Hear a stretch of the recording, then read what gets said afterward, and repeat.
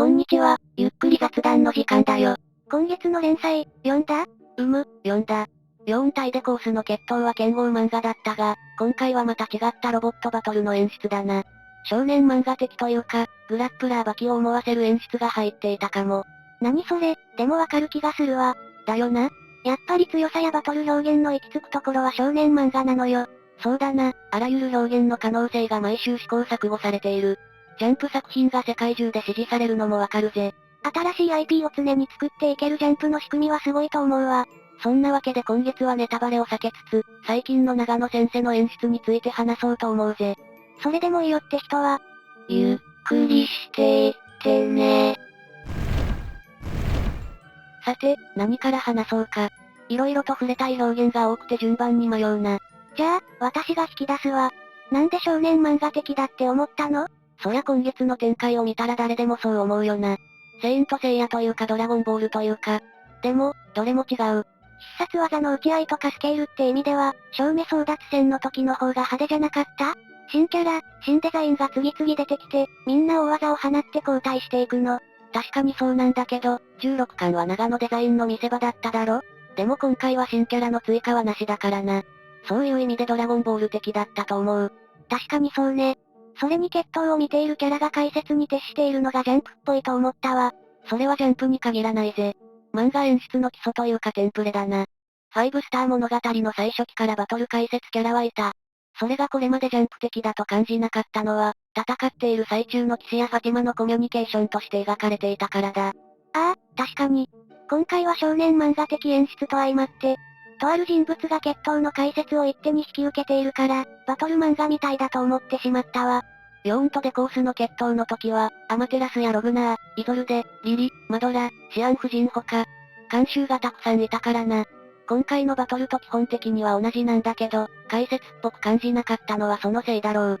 物語のテンポを乱さず、こういうややこしい内容を説明する演出って大変よね。小説だったら字の文で説明すれば済むことでも、漫画だったら絵と合わせて演出しないといけない。まあ、大抵の作家は解説が必要な展開には、キャラクターの口を借りて読者にわかるように解説するよ。例外はいるけどな。例外って？白馬正宗先生。ああ、欄外に大量の解説文がある作風で知られているわね。多分四郎先生は作品世界のキャラクターが共通知識として持っている情報を解説するかのように会話させるのが嫌なんだよ。プロの軍人がわざわざ同僚と素人でもわかるような基本的な情報確認をしないよな。だからコマだけ追っていくと、読者は混乱するわけだ。プロのチームが活動している場に素人の読者が居合わせているんだからわからないのは当然。それを補足するのが欄外の大量の書き込みってわけだ。なるほどね。これが四郎先生の作品が難解だと言われる理由の8割くらいだと思うぜ。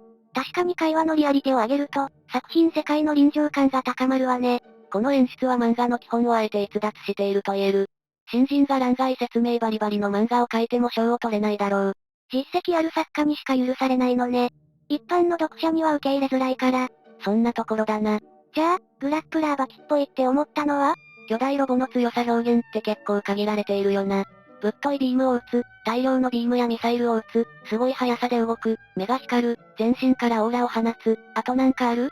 巨大化する、すごい破壊力を見せつけるっていうのもあるわよ。グレン・ラガンみたいに。ああ、それもあったな。まあ、とりあえずはこんなところだろう。で、今回、RGTM の背中がやたらと書かれていたんだよ。しかもアップで、そして大技を放つ時に背中とか全身のスイングがビキビキってきしんで、力を貯めたんだ。これ、半間裕次郎の鬼の背中じゃないかって思ったぜ。ファイブスター物語では GTM の背中をアップで書くケースは極めて稀。正面、あるいは斜め前、真横がほとんどだ。そのカットが GTM が一番映えるカットだものね。そうそう、だから立体物を見ると、ああ、この GTM の後ろってこうなっていたんだって感動がある。後頭部とか背中とか腰とかふくらはぎとか。だからやたら背面を描いた今回の GTM の演出は例外的なんだよ。それに GTM が力を貯めるって、本来の設定上は不自然なはず。電磁力で鉄骨が滑るような、全身がレールガンみたいな駆動システムなんだからさ。確かに、きっとこれは長野先生が演出の嘘を取り入れたんだよ。振り返れば19巻ではイメージカットでもないのに、エストのヘッドコンデンサが突然バーシャのものに変わったりと、整合的でない演出はあった。だから今の長野先生は漫画的に盛り上がる正しい嘘のつき方を取り入れつつあるんだと思う。それって長野先生が進化を続けているってことよね。そうだな、少なくとも長年にわたって長野先生の作品を追ってきた私からして、これ新しいと感じたぜ。以前、ニュータイプのインタビューで富野雲体は長野先生について、動きの躍動感がないっていう弱点を指摘した。これについて私は、長野先生の場合、コマ一つ一つが立体物の原型になるから、細部のデフォルメを伴った、滑らかに動くカットが作れないのでは、と思った。あるいは、長野先生の生理的な特性に由来するのでは、と考えたこともある。絵にするシーンを頭の中で立体物としてイメージしているから静止しているのかも。ってことだ。デコースとの決闘でヨーンが放った剣がどんなものか、わかりづらいっていうものね。長野先生は弱点を補うために少年漫画表現を取り入れることでアップデートしているんじゃないかな。クリステンが大具を見とる時の生々しさも、これまでの長野先生にない演出だったし、やっぱり進化しているわよね。今月の連載からは、決闘を盛り上げたいっていう少年漫画マインドをすごく感じたぜ。そうね、特にニュータイプの大きな紙面で読むと迫力があるわよね。本当に5スター物語は何でもありの作品だと思うぜ。単に設定がぶっ飛んでいるというだけじゃなくて、デザインや演出までめちゃくちゃジャンル横断的。しかもただの寄せ集めじゃなくて、それぞれが尖ってる。5スター物語は超ハイカロリーの作品、唯一無二だぜ。チョコレートパフェみたいな比喩ね。甘いものが好きな人にとってのパフェだよ。間違いない。それでこのエピソード、どうなると思う？このところの動画で繰り返し触れてきたテーマ、論理計算力と情緒人間性の問題に落ち着くんじゃないかな。これは AI と人間の違いってことで世間的にもすごくタイムリーなテーマだぜ。この展開は数十年前に予定されていたのよね。本当にすごい偶然というかシンクロニシティだと思うぜ。このエピソードを通じて、長野先生が考える人間らしさとは何か、それが書かれると思う。どんな結論を出すのか楽しみだ。人間らしく見える計算機と人間の違いは何かってことかしら。多分な。それが本質的な問題だと思うぜ。思うに、若い頃の長野先生は設定オタクだったと思うんだよな。今でもそうだけど、整合性のあるメカニックやキャラクターのファッション、歴史、どれも世界をしっかり作るって意味で共通している。そうね、女性キャラの下着やポーチの中身まで設定していたものね。同時にミリオタでもあるわけだ。長野先生は、だからドイツ軍の軍政とか戦車とかにも造形が深い。わかるわ。こういう趣味思考を持つ人が、正しく思考を積むと設定オタクのままではいられないはず。兵器のスペックを正確に記憶することよりも先に行くってことね。結局は関係性に注目するようになるんだ。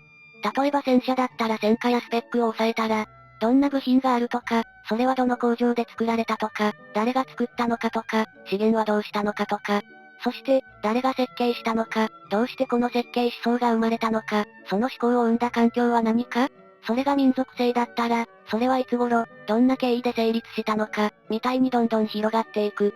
ウプ主が限定動画で話すような話ね。実は人はそのものについて説明しきることはできないんだ。